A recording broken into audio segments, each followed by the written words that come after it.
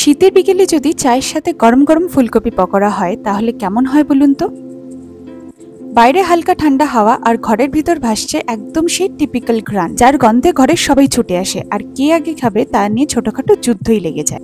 সেরকমই এক মুহূর্ত গড়ে তুলবে আজকের এই রেসিপি, যেটার বাইরে হবে ক্রিস্পি, কামড় দিলেই কড়মড় করবে, ভেতরে থাকবে একদম নরম ফুলকপি, আর তার সাথে থাকবে সেই ঝাল মশলাদার টুইস্ট, যেটা আপনাদের চায়ের সময়কে করে দেবে একদম পারফেক্ট।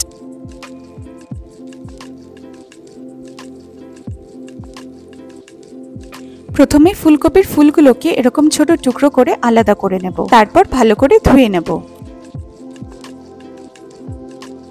তবে এটা ঠিক, ফুলকপি শুধু স্বাদের নয়, এটা হেলদিও বটে। এর মধ্যে আছে ফাইবার, ভিটামিন সি, কে, যা ঠান্ডার দিনে শরীর গরম রাখে আর ইমিউনিটিও বাড়িয়ে দেয়।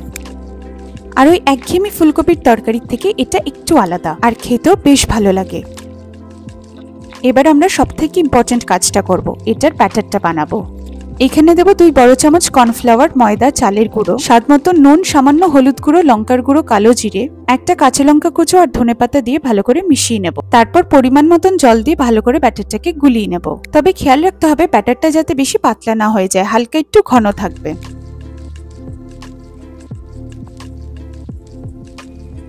এবার গরম কড়াইতে সাদা তেল দিয়ে গরম করে নিয়ে এক একটা ফুলকপির ফুলগুলোকে নিয়ে এখানে ব্যাটারে ডুবিয়ে তেলে দিয়ে দেব।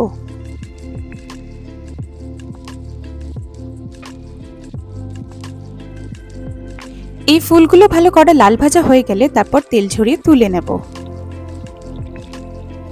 দেখলেন তো কত সহজে তৈরি হয়ে গেল শীতের বিকেলে সেরা মুড বুস্টার রেসিপি। 1 কাপ গরম চা আর তার পাশে ধোয়া ওঠা ফুলকপি পকোড়া, এর চেয়ে ভালো কম্বিনেশন বোধহয় আর কিছু হয় না। বাইরে ক্রিস্পি, ভেতরে নরম, আর প্রতিটা কামড়ে যেন মনটা বলছে একদম পারফেক্ট।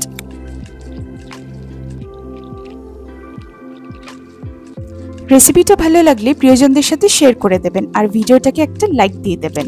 আচ্ছা, বিকেলের চায়ের সাথে আপনাদের পারফেক্ট কম্বিনেশন কোনটা কমেন্টে জানাতে ভুলবেন না। আর তার সাথে চ্যানেলটিকে সাবস্ক্রাইব করে দেবেন, কারণ এরকম মুড বুস্টিং রেসিপি রোজই আসে এখানে। খুব তাড়াতাড়ি দেখা হবে নতুন একটি স্বাদ, নতুন একটি গল্প নিয়ে। ভালো থাকবেন, সুস্থ থাকবেন।